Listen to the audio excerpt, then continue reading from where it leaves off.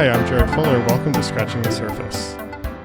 How do designers get their work featured in publications? Why are some architects from history remembered, their work heavily documented in the press, while others are overlooked? What is the infrastructure that powers this small but powerful design media landscape? Behind the stories that get covered is a vast network of public relations people employed by studios big and small to help get coverage for their clients. I've witnessed this world from various vantage points as the host of this show, picking guests. I get pitches all the time of people who want to be on the show. As a writer, pitching stories about other people's work, I am working with these PR people. As an editor, I receive pitches of new projects that want to be featured. And even as a designer of projects that I've worked on that are featured in various publications. It's a side of design publishing that rarely gets talked about. So I was completely taken with a new book that examines the role of PR in architecture history. Eva Hagberg's new book, When Eero Met His Match, attempts to think through all of these questions through the lens of Eero Saarinen's second wife, Aline Louchheim Saarinen, a former New York Times art critic turned studio manager and PR assistant to the architect. Eva's book looks at how Aline's writing helped shape our understanding of Eero's work and the way journalists would write about him at the time. But this book isn't just a biography. Eva also weaves into the narrative her own experience moving from journalist and writer to public relations consultant for architecture firms. And in doing so, she exposes the way stories get told, the way design is understood, and in some ways, the way as history gets written. After reading the book, I couldn't wait to have Eva on the show to talk about these ideas and the mechanics of design media. This is a subject that longtime listeners will know I'm sort of endlessly fascinated by. But we also talk about the connections between the design process and the narratives built around them. We talk about how to write about yourself and sort of the art of memoir writing, especially in an architecture and design context. And we talk about the slippery edges between journalism and criticism and PR and op-eds and sort of the state of design media today. I hope you enjoy this conversation as much as I did. The transcript for this episode, as with all of our episodes, is available to our Patreon supporters. Scratching the Surface is made possible because of listeners like you who help support the show each month.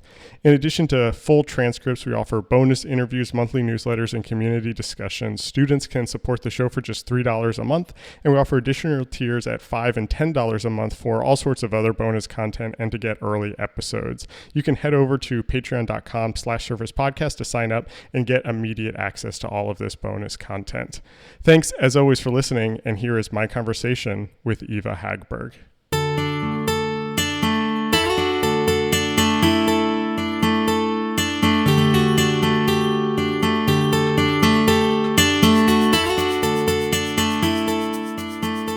You have this new book out called When Eero Met His Match, which is about Aline Louchheim Saarinen, who was Eero Saarinen's second wife. And when this book arrived, I sort of assumed that it was going to be sort of a straight biography of her and her work. And it is that, but it is also much more than that. And I kind of want to talk about that with you. Before we get into kind of the range of the book, can you talk a little bit about how you first came across Aline's work and why it was so interesting to you and kind of how you started thinking about this? Yeah. So the year was, I think it was like 2011. So we're now in truly ancient history. And I was finishing a master's thesis in architectural history. And I was spending every Sunday afternoon in the PhD room in the architecture building at UC Berkeley. And, typing this thesis and sort of regretting my choice of career and regretting everything that had led me to grad school after my moderately successful career as a freelance writer in New York. And every so often, reading Curbed, because that Right. is what we do. And I remember coming across, I think this was Alex Lang's, I think Alex Lang wrote the piece. Maybe I have the year wrong. Now I'm like trying to remember my citations, but I think it was around then. And I think it was Alex Lang, and I think it was on Curbed. And it was just like, Okay. look at Eero Saarinen's adorable Valentine's cards to his wife. And So, spring semester, I start reading these cards. I had recently started dating somebody, and I'm like a very romantic, love obsessive sort of person. So I was filtering everything through this experience, of my new Uh, relationship. And so I look at these cards and I was like, I should start writing cards like this is amazing. I just sort of always want to right. see like what people are doing, because I'm like, Yeah. I didn't get the manual. I'm probably doing something weird. So let me just see what somebody else is doing and copy it. So I start reading, I read all the cards that are on Curb. And then I think maybe there was a citation or maybe not. But somehow I realized that the Smithsonian Archives of American Art had recently digitized the Eero and Aline Saarinen collection. So, being a diligent little grad student, I sort of make my way into the Archives of American Art online digital interface, and I discover just this trove of material, this trove of documents. And, I sort of read them, I dip into them, and then I kind of put it out of my mind. I Hmm. finished my master's thesis. Go through life. And at this, like around the same time, I went to, and this story is sort of documented in the book, but I was just in a grad school seminar and somebody gave a presentation on the Ambani residence in Mumbai, which was at the Hmm. time the world's most expensive private house designed by Perkins and Will. And the student gave this entire presentation. And then she said at the end, there's only one image of this house that's available, that's published. And she made this entire sort of academic argument about that. And Hmm. I realized that I knew why there was only one image that had been published, which was that Perkins and Will PR, had probably negotiated some exclusive with a very, very fancy magazine like the New Yorker or the Wall Street Journal or the New York Times magazine, and that basically they had released one image, but that they were embargoing any further publications until, they had a big, big exclusive. And so I sort of started thinking like, is it possible that architectural historians don't actually know how the media works? Which would be interesting because architectural historians rely a lot on the media as, as a source text. So, there's sort of a couple models of scholarship, and one of them is that you fill in a gap, and one of them is that you correct a misunderstanding, right? And so I just sort of started thinking to myself, like, what if there was space to actually write about the way that the design media works? And then I sort of went on with another totally unrelated project about something else. And, but I just sort of always kept this in the back of my mind. And in 2013, 2014, which my memory is a little bit confused because I also spent 2013 trying not to die, which we can get into. So I was trying not to die while also reading these archives, while also trying to figure out, a PhD topic. Um, and I knew I wanted to leave the architecture department. And so I needed something that was sort of really interdisciplinary. So this is now, we have a sort of combination of personal drives, which are to, also send my then partner Eero Saarinen level love letters. We have an intellectual moment, which is to sort of see if there's something here that could make a good argument. And then there's just like, I was trying to, come up with a project that was interdisciplinary. So I assembled this team of advisors and I said, I want to tell this story. I think I'd realized at that point that I wanted to write about the Saarinens in some way, and I needed to make a compelling argument for why I couldn't do this in architecture. And my argument was that I was interested in the relationship between design and language in a way that sort of superseded architectural history. I wanted to apply a sort of art historical analysis of letters as documents, which is like a really important part of my work, where I look at letters very seriously as visual documents and as sort of literary artifacts. I was really interested in the way in which people begin to fashion themselves through epistolary mechanisms. I'm interested in autobiography from a sort of intellectual stance. So all those interests sort of coalesced. I wrote up this proposal and I said, I can only do this with these 5 professors, not in the architecture department. I got it through, whatever gauntlets you got to get it through. And then I started, researching what was then my dissertation. And I want to say also, if anybody is like, I do not want to read some grad student's dissertation, this book is not my dissertation. I just want to be very, very, very clear. It is not my dissertation. But, I researched a lot. I spent a lot of time. So, right. So then I go back into the archives and I look beyond the love letters and I find what to me just feels like this incredible collection of evidence showing, one, how Aline really leveraged her position as an associate art critic for the New York Times, as somebody who was sort of in the mix in New York City media, to, both convince Eero to leave his then wife, Lily Saarinen, very accomplished sculptor, and marry Aline instead. But she also really, I contend, professionalized this role, which is the architectural publicist, which exists today, which is a role that I'm intimately familiar with, both on the receiving side of, very, very skilled publicists, and not to give the secret of the book away, but also a job that I did. And so, I mean, that was kind of that was the convoluted path to the scholarship that I did. And the sort of last thing that I'll say about it is that it was important to me in the book to disclose how kind of messy and improvisational and personally motivated my work had been, because I think one of the biggest fallacies around scholarship is that scholars are these people who have these sort of abstracted ideas that we find just intellectually fascinating, and we devote our lives to them, and we're underpaid and we're overworked, but it's because of this fealty to like a true intellectual passion. And that may be true for many people, but most of the scholars that I know, as same with most of the people, that we're kind of trying to work out something, and Yeah.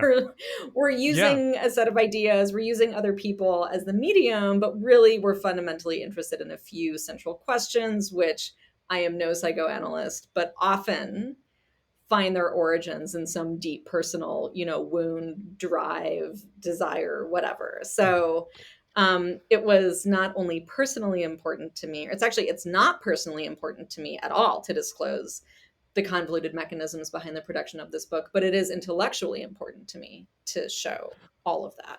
Well, let me ask you this, because you've set up basically all of my questions in that sort of journey to this book, and I do want to underscore, your what you said is this book does not read like a PhD dissertation. Like, it is very clearly something else, and I mean that as a compliment.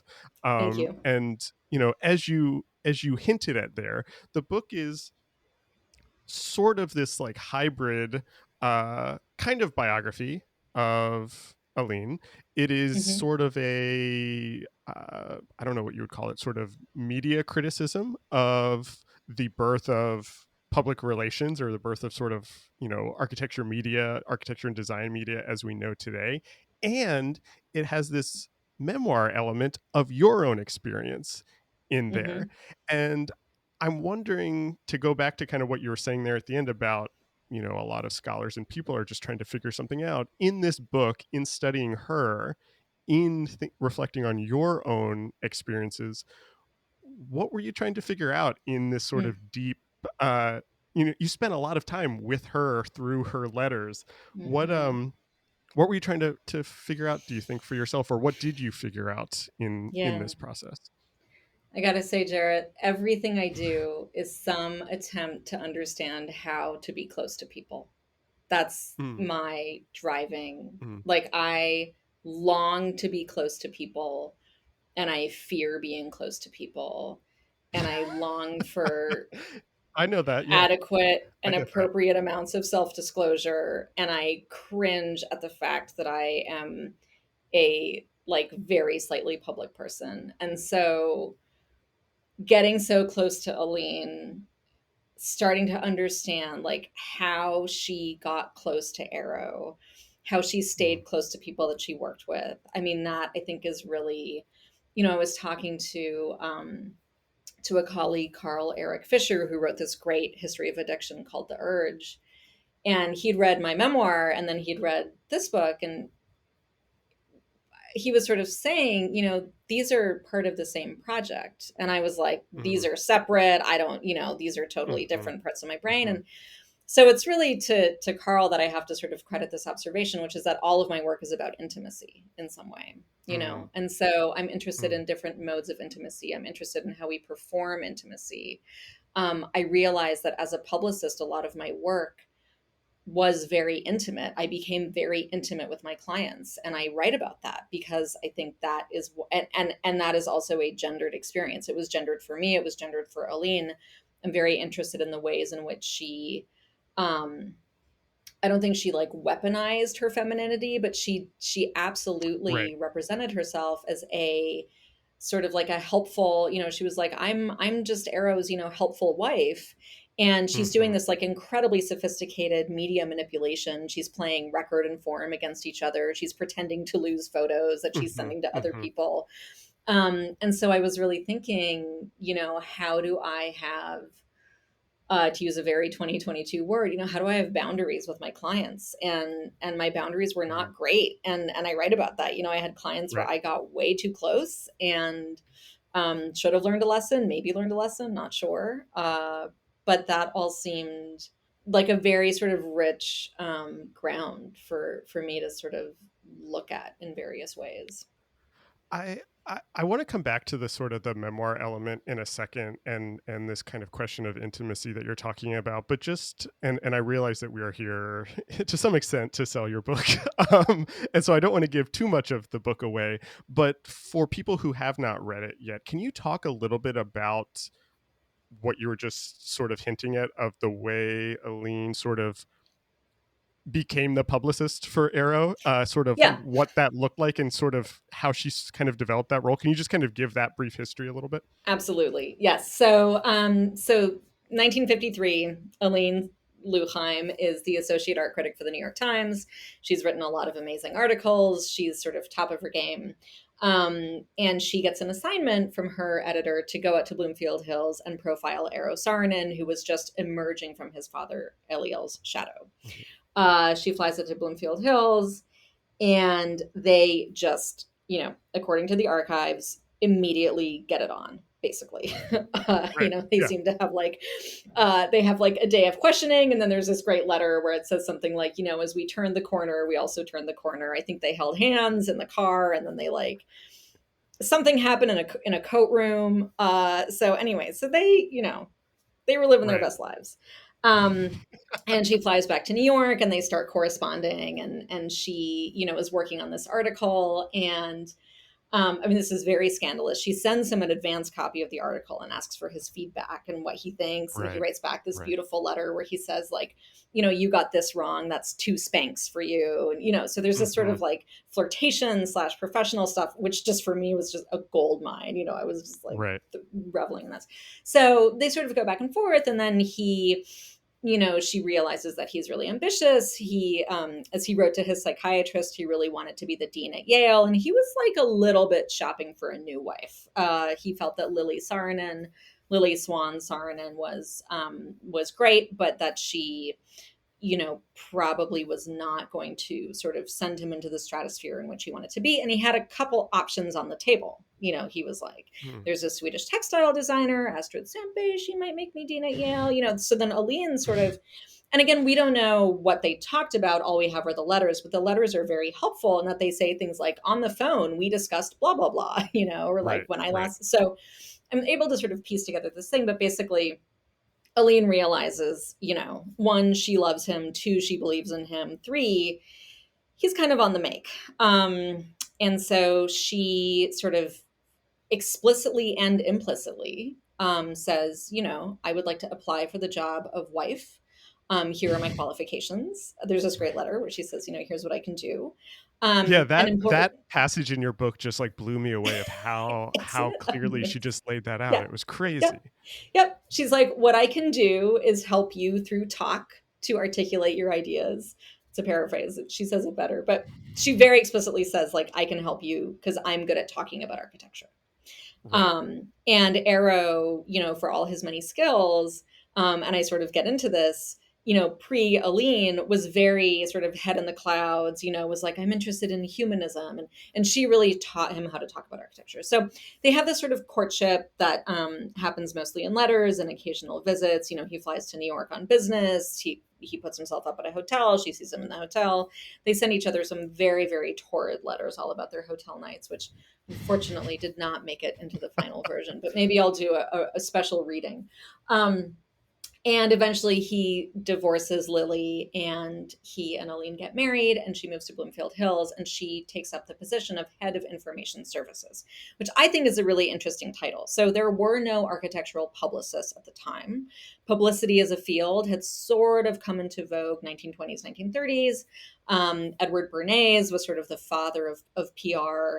The art world had an understanding of PR. The financial sector had an understanding of PR, but architects really didn't. So Aline kind of, I would say maybe like reverse engineers this role. And she resigns her position at the New York Times. At some point, somebody asks her to write about Eero, and she's like, well, we're going to get married next week, so I probably shouldn't. So she resigns, and then she just starts pitching his projects. And what's fascinating, I think, is that this is coinciding with a moment where magazines are really changing. There were a lot of architectural magazines. Douglas Haskell, if I had it in me to write another biography, that's who I would do it of. Really interesting, fascinating, right? I know, Yeah. but I hate work. That's a problem. I mean, work, so, sounds like a lot of work. So he's kind of working out, how competitive is Forum with Record.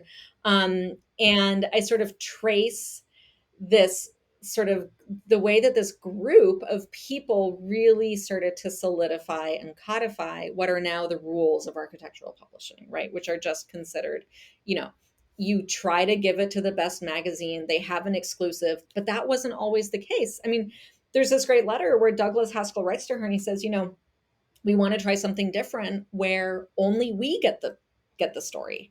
I know normally you send the images to everybody, but maybe send them just to me. And we see her, writing to Forum and saying, oh, Forum is so great. Forum will do such a great, don't even worry about Record. I mean, Record, we just sent Record some whatever. I don't even know where these pictures are. Everything's a mess. Everything's chaos. And then she says to Record, to Cranston at Record, she's like, don't worry about Forum, but everything's, so she's really just like kind of doing this amazing manipulation. And my argument, my one of many arguments in the book is that it was her ability to not only sort of manage where Saarinen's work was published, but how it was published and how it was written about that dramatically changed his career and his reputation. I compare earlier publications of earlier projects like Kresge Auditorium, which is a sort of fascinating domed glass-walled building at MIT. And the press was like, well, it has a dome.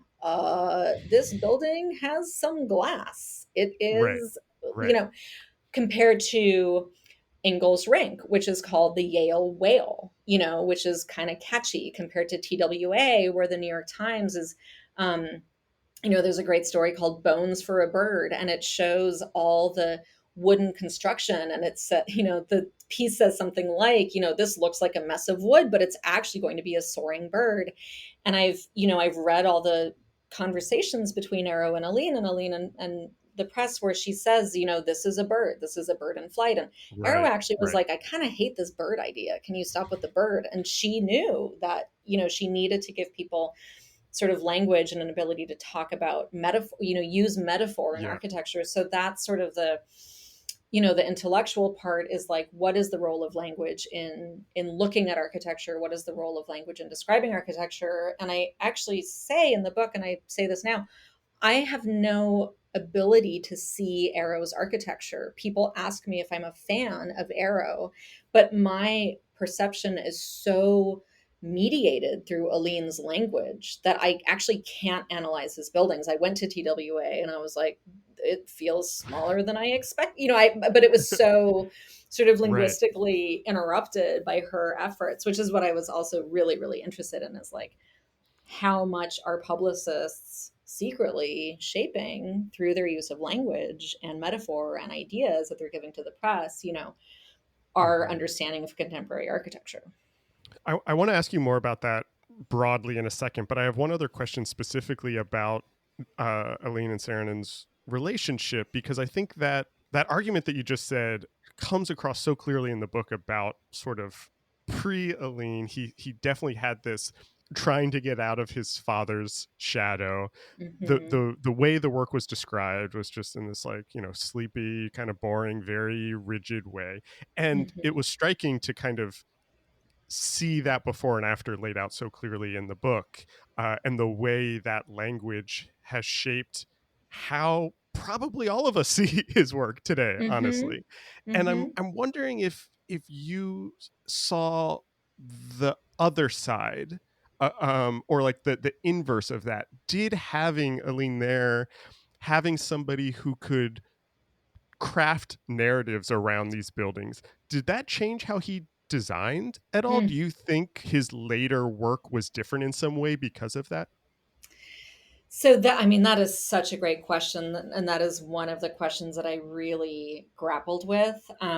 There are some really early documents that I tried to get into that show, he'll have a sketch, and then on the sketch, she's written some notes, and then the sketch changes, and then she Oh, writes interesting. notes. And so there is this iterative relationship between her narrative and his visual design. I couldn't, it's like historians look for the smoking gun, and again, there is no Mhm. smoking gun here. It's all kind of patterns. um I think that, I want to say that she did influence his design, but I think I don't know that she did, and this is purely based on, like, my intuitive speculative sense. um I think that Mhm. he had an extremely clear vision.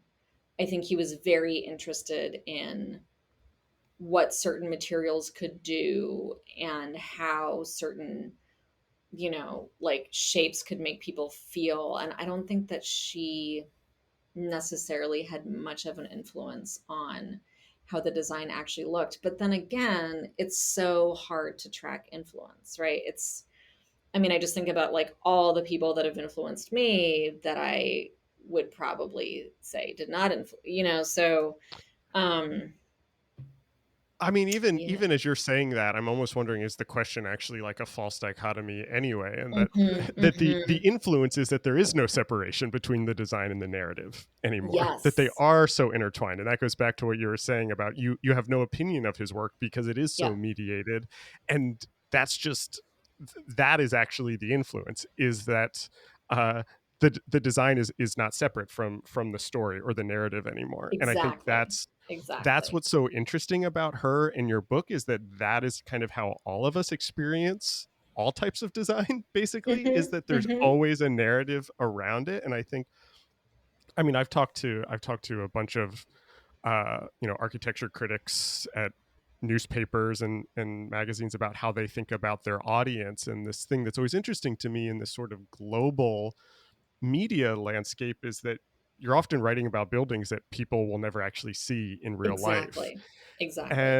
And I'm wondering if you could sort of talk about that a little bit, sort of in the contemporary context, about the role of publicity, the role of PR, or even the role of journalism, how you see that shaping, and sort of the long tail of Aline's Yeah. influence is shaping sort of design and architecture media today.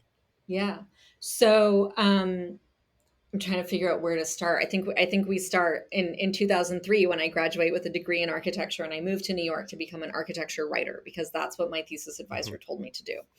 And I had this image of what that would be, and the image was that I would sort of walk around and I would see a building on a corner, and I would think it was a very interesting building, and I would write a 5,000 word, mostly incomprehensible paper, and I would submit it to log, and it would get published.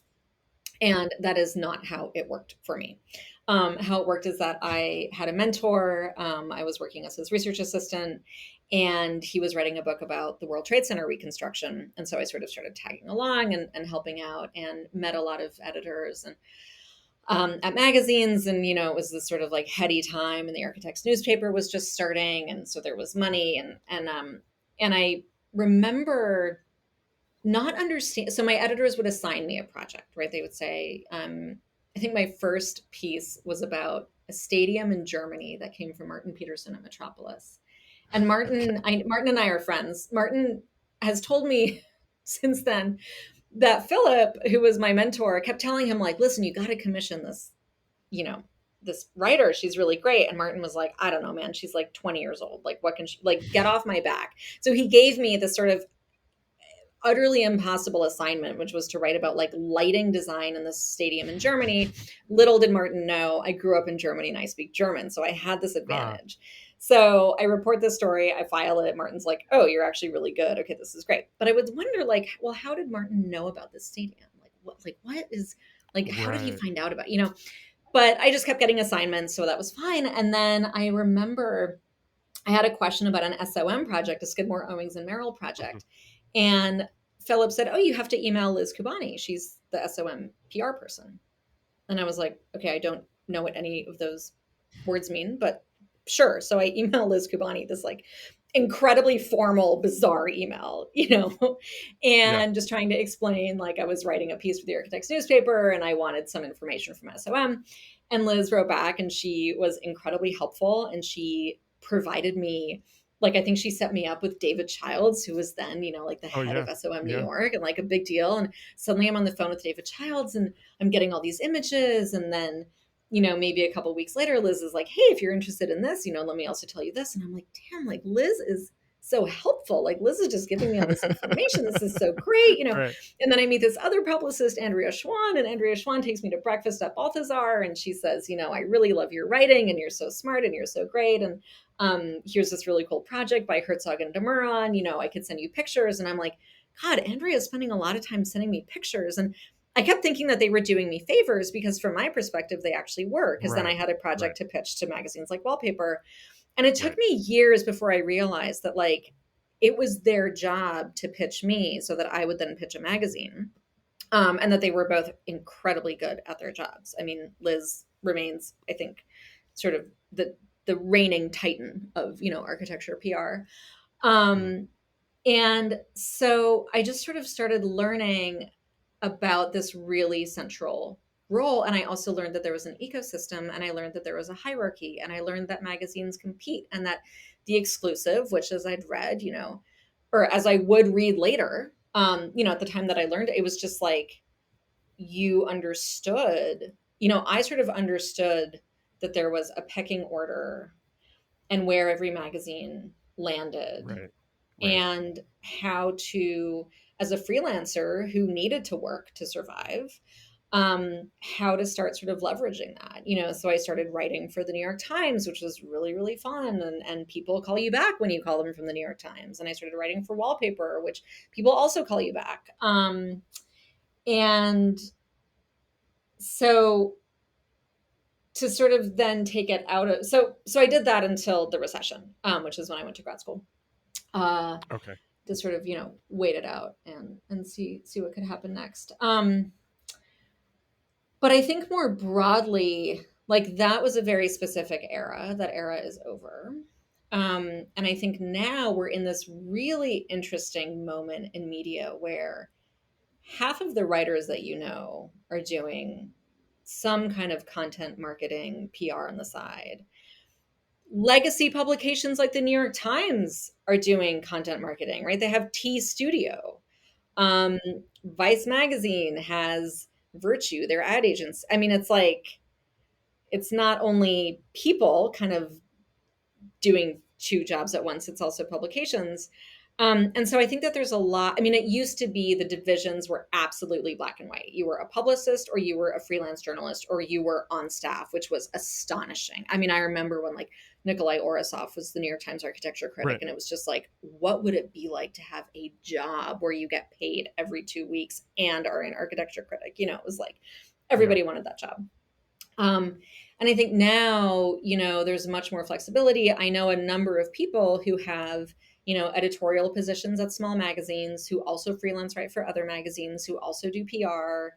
And everybody sort of understands and accepts it. I think there's a lot more acceptance now with the fact that people have to make money to live, Hmm. Hmm. which I think in the early 2000s, it was still like everybody kind of assumed that you had a trust fund. Like, I remember realizing that like the number of freelance design writers who were actually supporting themselves doing freelance design writing was fewer than the number of Yeah. freelance design writers that were around. Right. I Yeah. recently discovered that somebody who wrote a book about architecture is like married to the daughter of a billionaire, and I was like, oh, that makes sense. Yeah, I've had a couple moments like that where it's like, oh, that explains how you do what you do. Yeah, exactly. So I will say I have a very supportive family. I grew up very comfortable, but I did not roll into New York with the trust fund Yeah, yeah. and had to just scramble and really hustle. And that is part of why I was so successful is I was like, I need to eat. I need to pay rent. I'm just going to pitch the New York Times like 40 times a week. I'm just going to like, and I've now sort Mhm. of lost that drive because now I do PR and I make more money and I have a cushy life and, it's great.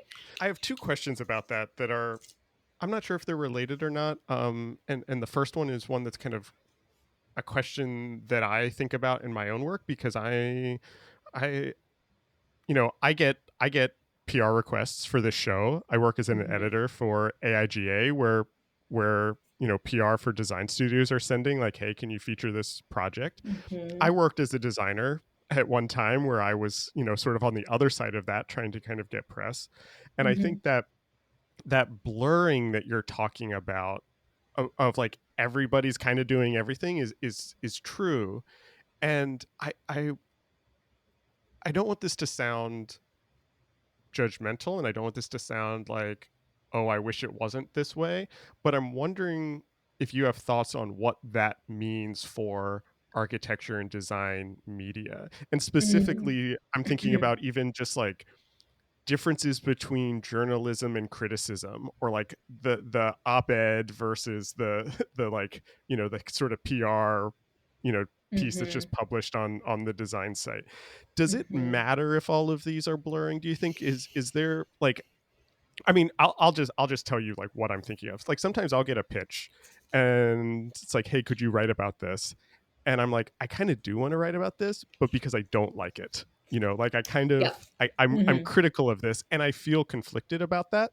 Uh maybe I shouldn't, but I'm kind of curious about like, what you think about all of these blurring together, that even the Mm. idea of the architecture critic, like what does it Mhm. mean to be a critic today Mhm. in this type of media landscape? Sorry, that was a big question, but do you know what I mean? That's a great question. Yeah, I know what you mean. And I mean, that's one of the things that I was so interested in thinking about this book is looking at um just to go back in time for a minute, right? So many architectural historians have used media appearances, media free, right? You look at the Avery Hmm. Index, which catalogs how many times Yeah. somebody's been published, and historians have taken that as deserved in some way, right? I think there's been this idea Mm, that if this person was published a lot, if this person became famous, it's because their work was better. And so part of what right. my book is trying to do is say, yeah, their work was good. It needed to be good to get a good publicist. But if you don't look at the fact that there was a publicist whose full-time job was making friends with editors and making Right. friends with journalists, you're so I wanted to kind of undo even this myth that even, architecture critics for the New York Times, they're getting hit up by publicists all day, every day, right? So Right. I think I had this sort of idea that there are to go to the sort of premise of your question, I did believe that there were critics who were protected by being on staff, who, Mm, because for me as a freelancer, let's say right. a publicist pitches me a project and I destroy that project. I'm not going to get another pitch from that publicist. And that publicist is probably representing 7 to 10 other architects that I would really like to write about and pitch to Wallpaper. So I'm incentivized as a freelancer, right? So there is sort of like a distinction between staff writers and freelancers are much more precarious than staff writers. But staff writers also, are in this mix. I know of some famous cases. Blair Kamen at the Chicago Tribune famously refused to accept a cup of coffee or a bottle of water from anybody that he would ever potentially write about, and really sort of maintained this this kind of air and truth of independence. And I think it allowed Kamen to actually do a lot of really important work in Chicago, and write a lot of really necessary things about the city, right? But so I think aside from Kamen, and I don't know the rest of the critics, but I do want to kind of even undo this idea that maybe there are like journalists and critics who are sort of unimpacted by this. I think that's pretty, once you kind of think about it and about, it's like, it's hard to believe that there's anybody who's really like pure in some way, right? And maybe this is super cynical. So then I think the question is like, well, what is the point of all of this, right? So if we have architecture critics, like what is the role of the architecture critic? And this is something that I think is discussed in panel discussion. Every year somebody's like, what is the role of the critic? And we all look at Huxtable, Ada Louise Huxtable, first full-time, critic for a newspaper, and how she really influenced development. She really, she would write something and people paid attention, and the city changed. And the question now, or at least that's the mythology, I welcome correction from a Huxtable scholar. And I think now, I'm sort of torn, because on the one hand, I think, well, we don't have that kind of power anymore. We, the, collective we. And on the other hand, I think about, reporting like, I should remember who reported this, but I think it was City Lab, reported on how related companies funded Hudson Yards by doing this incredibly complicated, right? Yes, I remember that. Yeah. Remember this? Yeah. They like took money that was meant for like Upper Manhattan community development, and they somehow claimed that Hudson Yards was like geographically contiguous with I mean, I'm totally butchering this story, but it was like pretty explosive, right? Yeah. And so that's important, but did anything happen as a result? Did anybody stop going to Hudson Yards?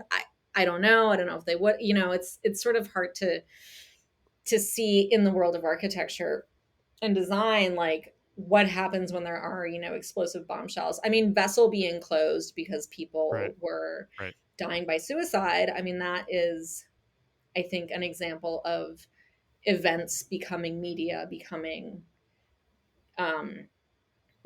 influential in some way on public space. But I think that, maybe this is my like inherent hedonism or something, but I sort of think that the role of all writers is to entertain and provoke in some way, to provoke an intellectual reaction, an emotional reaction. And so I've sort of like hung up my hat in terms of debating like how and I don't think this is the question that you asked, but I'm answering a different question now. But it's like, the role, I see my role as somebody who writes about buildings in very sort of personal, emotive ways, is to just get somebody to accidentally read about architecture and then accidentally notice some architecture, and then maybe make a different choice in their lives, or just have a moment of reflection, or understand why they feel a certain type of way in one building and a different way in another. Like, I think I used to think that I could write about a building and somebody would really have their mind blown, that they'd be like, wow, like architecture. And now if somebody reads something that I write and they're like, oh yeah, weird, that's enough. So I think it's or even like, if just someone reads it generally, I'm happy. Just a reader, one totally. reader is great. Yeah, exactly.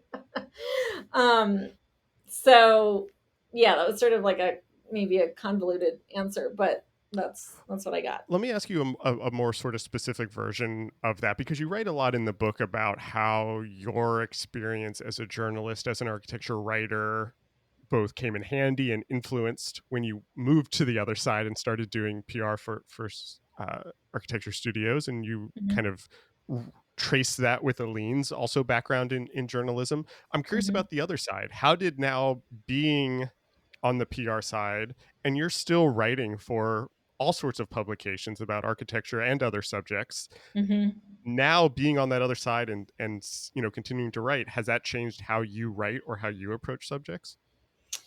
Um, it maybe should have, but it hasn't. So I have been granted the gift of compartmentalization. I'm an Mm. extremely good compartmentalizer. It's how Ah, I it's how I live my life. so It's how that's I the key. manage. Yeah. That's the key. Yeah, and it's funny because I was just corresponding with an editor of the Architect's newspaper. So the Architect's newspaper one is reviewing this book. I don't know who's reviewing it, Ah, but they're reviewing it. So that's something that's happening. I also reviewed Alex Lang's great book, right, Meet Me by the Fountain, for right. the Architect's newspaper. I also, as a publicist, pitched a profile of a firm that just came out. So this editor and I have three kind of overlapping points of contact, right? One is Hmm. that I'm the PR person for the story that he's doing. The second is that I'm the writer who is behind on my deadline, trying to do a good Yeah. job. And then the third is, I'm the author of a book that he's, I guess, managing the review of. And we were doing I have two separate email addresses. We were doing a really good job sort of pretending together that Yeah. whatever we were emailing I've about at been the there. moment, I've been in that right? same situation. Yeah. It's so great. And then finally, so from my personal Gmail account, it's like, here's my review. Sorry, it sucks. I tried to make it good, sorry, it's boring. I don't know, whatever. And then for my professional email, I'm like, delighted to send these photos. Let me know if you need anything else, very professional, very responsive. Yeah. I was late on something else and I emailed my editor the subject line, sorry, I'm the worst, So, but then like professionally, I'm like, hello, let me introduce you to and they know I'm the Yeah. same person, right? But again, I'm so interested in roles, right? And that's something that I talk about a lot in the book, is like Aline's different roles. And so, and then finally this editor was like, I'm so sorry to cross wires on the same thread, but can you just give me your publicist email address? I was like, Yeah. yes, of course. Yeah. And that was sort of the only acknowledgement. So I don't know. I think it helps me to know that a lot of other people are doing this, that I'm not the only person who's kind of both doing PR and writing. But when I first Hmm. started doing it, I had a lot of fear around it. And I remember, pitching a contact at Wallpaper as a publicist for the first time and kind of drafting Mm. this just like paragraph of explanation, that was like, I have student loans and, I just like, I need to pay the bills. And like, so, I'm doing this thing and, Yeah. Yeah. like really not with the same confidence that I would pitch pieces as a writer. And then I remember I had a really great coffee with an editor at a magazine, and we just been she'd heard of me, I'd heard of her, so we got a coffee, and I said, like, can I pitch you as a writer and can I pitch you as a publicist? And she was like, 100%, just make it clear what hat you're wearing. And so that sort of gave me like eternal permission, to do all these things. But you know I I when I think about like even reviews of this book, most of the people who are editors at these magazines are people that I've been friends with for a long time. Right. Hmm. So part of me is like, are there just going to be good reviews of the book because these people know me and like me? And then I remember that, like, no, because they're probably not going to assign reviews to my friends. Right. But it Right. does make for sort of a layer of like, if the book gets good reviews, is it because it's a good book or because my friends are commissioning the reviews? So even like the process of publicizing the book, like the book kind of shows that everything is this like personal, and when we had our Hmm. first Hmm. meeting, our first publicity meeting, my editor was like, can we just acknowledge that we're doing a publicity meeting about this book Yeah. about publicity? um but I just have to kind of, I don't know, I'm very influenced by my friendship with and working relationship with Marianella Deprile, who is now the deputy editor at New York Review of Architecture and a phenomenal freelance writer. And she sort of helps me to just have like a lighter touch with all of this. It's just like, Mm. we're here for a short time. we're here making arguments. Her sort of main driving force is always politics, so she's really, really good at contextualizing architecture politically, but also being like, yeah, this kind of, and this is going to sound really dark, but it's kind of all just like, and this is now my philosophy, not hers, but it's like, it's all just kind of a way to pass the time, like Right. there's a lot of Right. ways that I could pass my time on this earth. And I've chosen a combination of PR, freelance writing, memoir writing, and trying to sell lamps, and raising a cattle Yeah. dog. Like, Yeah. okay. And again, that was part of what I was interested in exploring with the book, was like sort of demythologizing even people like tremendously important architects. It's like Eero Saarinen was also just kind of trying to pass the time. Aline Saarinen was also just trying to pass, like there's this Right. way in Yeah. which I think we're taught as historians to be so sort of precious about like people's motivations. There's this big thing and sort of this Mm. one of the schools of history that I was taught where it's like, what is this person's motivation? And I was always like, my motivations have only ever been the search for fame, the search for personal security, trying to impress somebody that I want to hook up with. Like my motivations Right. are like, and I don't think I'm alone, So Right. that's sort of also what I'm interested in doing as a historian, is being like, maybe we're all just like doing our best, trying to like make a little money, you know. Yeah, for sure. Totally. I mean, and this leads in nicely to kind of my last series of questions, because the piece of this that we haven't talked about is the memoir aspect of both Mhm. the book and your work generally. I mean, in addition, you are in the book a lot. Yep. Your story is in the book a lot. You previously published a memoir, How to Be Loved, which you kind of referenced earlier, and about the kind of the year you were trying to survive. Yep. You've written personal essays for non-architecture publications. Mhm. I'm to start and to kind of set up this few questions that I have to kind of wrap up the conversation. Can you talk about the decision to kind of blend memoir into this book? And especially, you were talking to your friend who said these books are the same, and you said no, these are Yeah. two separate things. Mhm. Did you have some sort of drive to, speaking of motivation, to make this an architectural history book, or when did memoir become a part of this book? So I have to thank reviewer number two, Mm, whose identity I don't know. But the original draft just had a little section. It just had a preface, and it said, but just by way of background, like I used to work as a journalist, and then I also worked as a publicist, and so that sort of informs this book. And then the rest of the book was only about Aline. mm, And reviewer number two, you know, academics will know. Reviewer number one usually said, God, amazing book, incredible, no changes.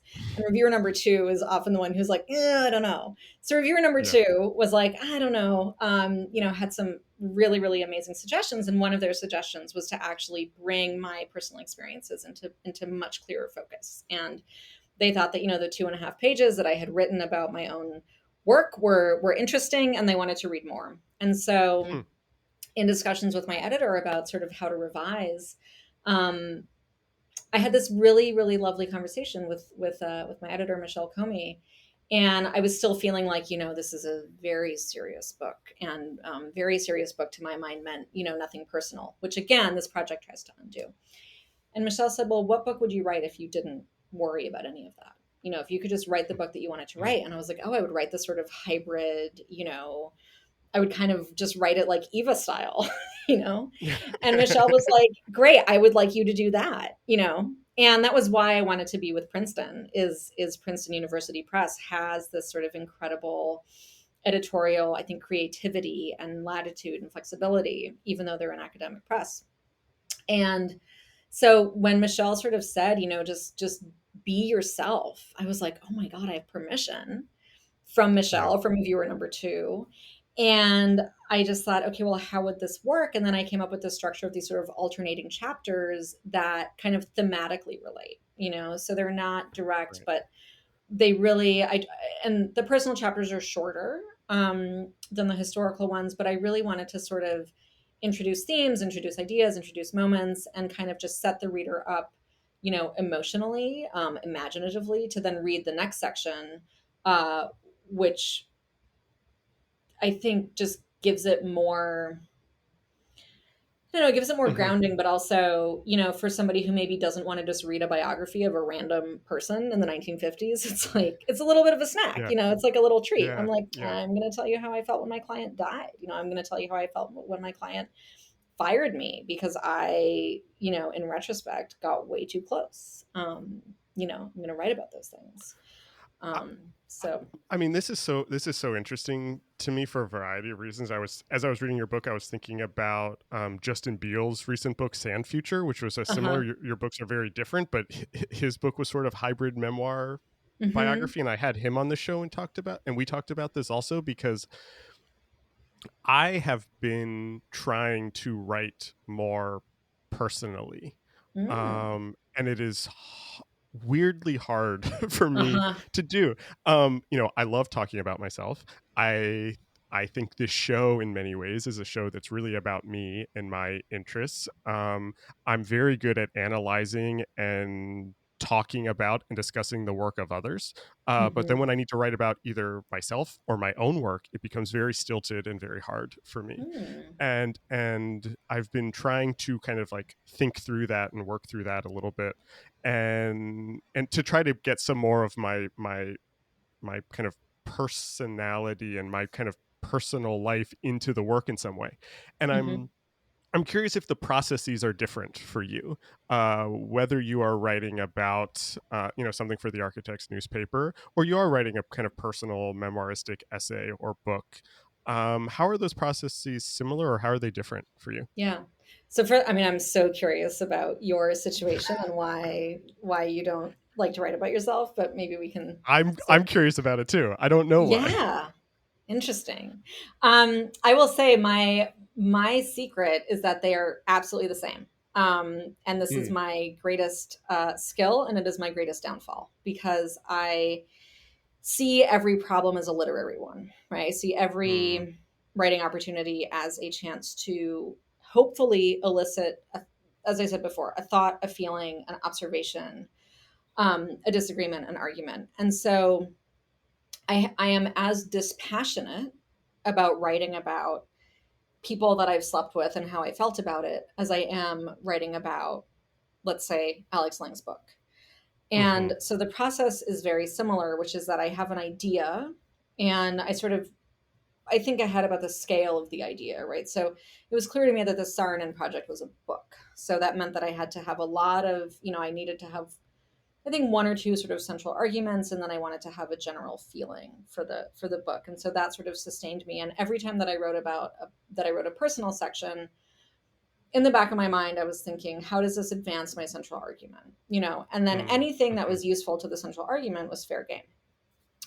When I write, I think maybe the most personal essay that I've written a few very personal essays, but I wrote one for Guernica about having brain surgery right. and, what that sort of felt like. And the essay is really about the sort of limits of language, because when I was going through this experience, people kept saying to me, I can't imagine what you're going through. And I kept saying, I can't either. I Right. also can't imagine. I'm Yeah. experiencing it and I can't imagine it. And so the essay is this attempt to kind of articulate how difficult it is to articulate what's going on, in a way that isn't annoying. Like it's just sort of Right. you Right. read it and you don't really know that's what it's about, and then you're like, oh, that's sort of what it's about. um or my memoir How to Be Loved, I was really interested in kind of undoing the myth of the graceful sick person.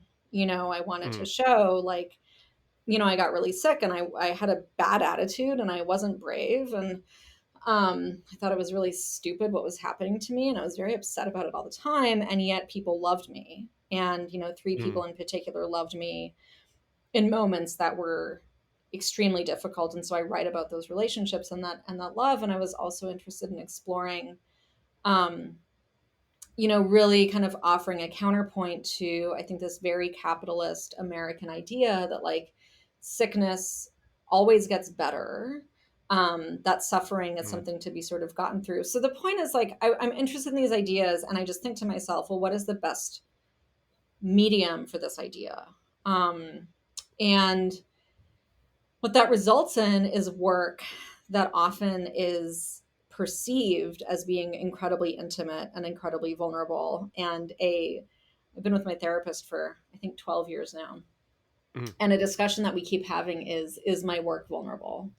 And I keep saying that it is not, that I am constructing scaffolding, that I am, as I said, dispassionate writer who's simply Mm-hmm. picking up a set of tools, and I'm using them, and I'm manipulating them, and I'm wielding them, and what everybody reads, and this is true, is like a very edited, very controlled, very careful representation of Right. Right. events that, yes, have occurred to me, but laid out in such an order that they produce or elicit some sort of, affective response.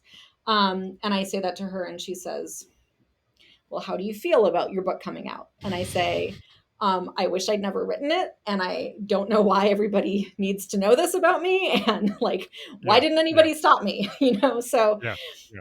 there's a constant tension. And one of the things that I wonder to myself is if I've constructed this elaborate sort of mechanism of self-protection where I say, no, don't worry. That's simply the art. I'm back here. I'm completely safe. And whether that's just like an elaborate, coping mechanism. But I know that practically when I am writing, I'm using the exact same tools, the exact same questions. Should this be a scene? Should this be dialogue? Why isn't this working? I wrote in How to Be Loved, I write a death scene of sort of the other main character. You find out she's going to die on the first page. This isn't a spoiler.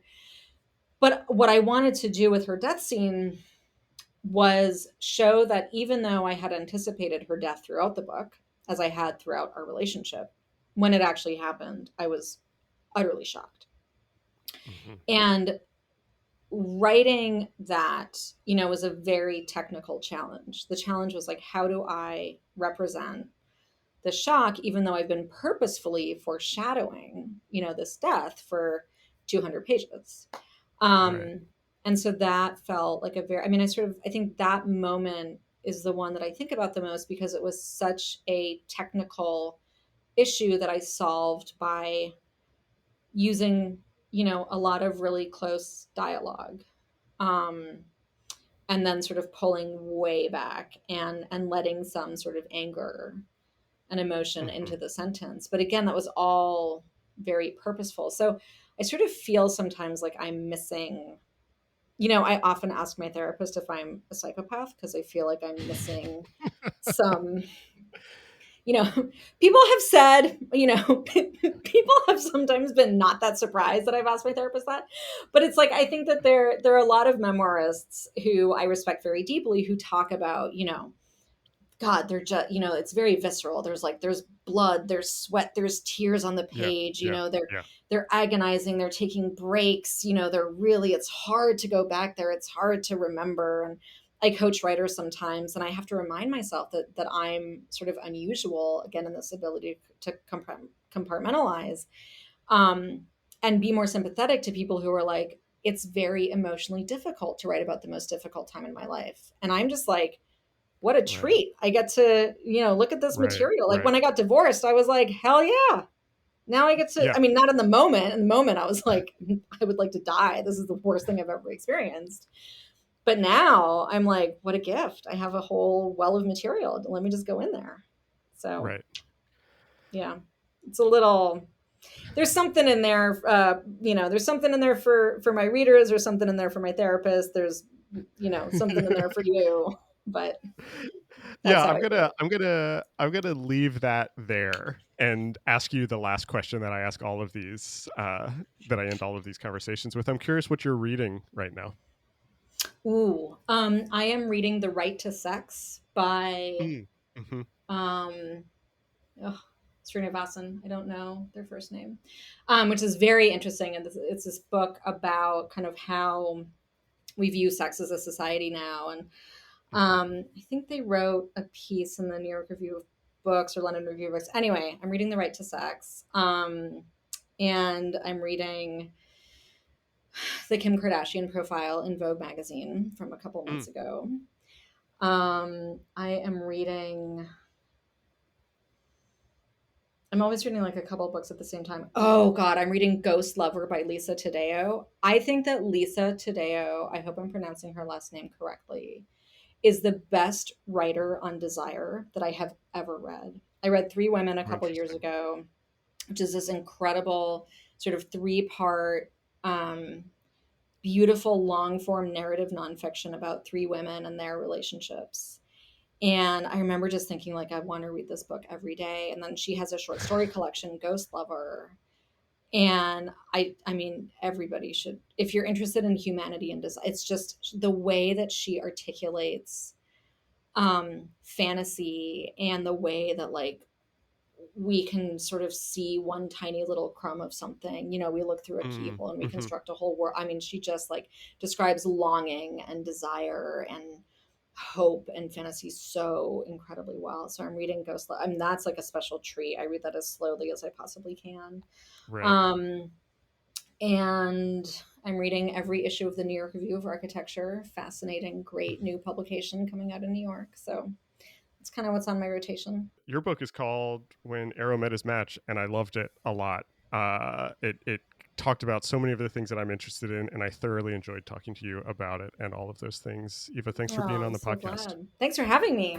This was such a pleasure. This episode was recorded on August 9th, 2022. Our theme music is by Andy Borasani. We're on Twitter and Instagram at Surface Podcast. You can support the show on Patreon and find previous episodes wherever you get your podcasts and at scratchingthesurface.fm. Thanks for listening.